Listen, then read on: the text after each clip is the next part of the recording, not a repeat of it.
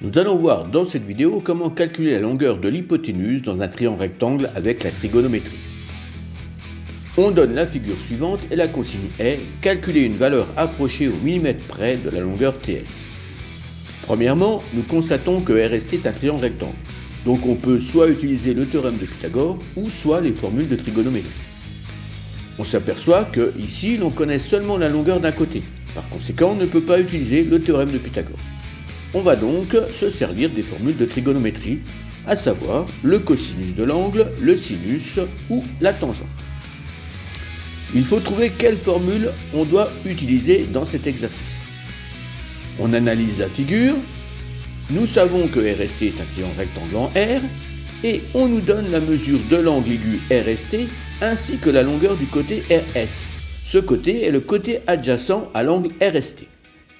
De plus, nous cherchons la longueur de ST qui est l'hypoténuse du triangle RST. La formule trigonométrique qui met en relation l'angle, le côté adjacent et l'hypoténuse est le cosinus de l'angle. C'est donc cette formule, cosinus de l'angle A égale longueur du côté adjacent sur la longueur de l'hypoténuse, que nous allons utiliser.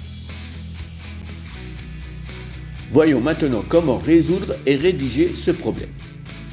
Tout d'abord, nous précisons que nous travaillons dans le triangle RST qui est rectangle en R.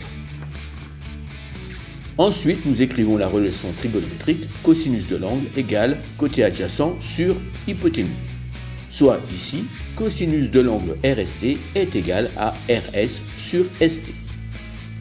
Nous remplaçons la mesure de l'angle et la longueur RS par leur valeur numérique, ce qui donne cosinus de 50 degrés égale 6 sur ST. Il faut maintenant calculer la longueur ST. On peut raisonner avec l'égalité des produits en croix,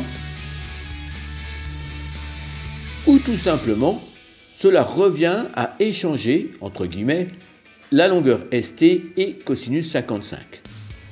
On va donc écrire que ST est égal à 6 sur cosinus 55. Ce calcul se fait avec une calculatrice scientifique en mode degré. On obtient ST est environ égal à 10,4 cm.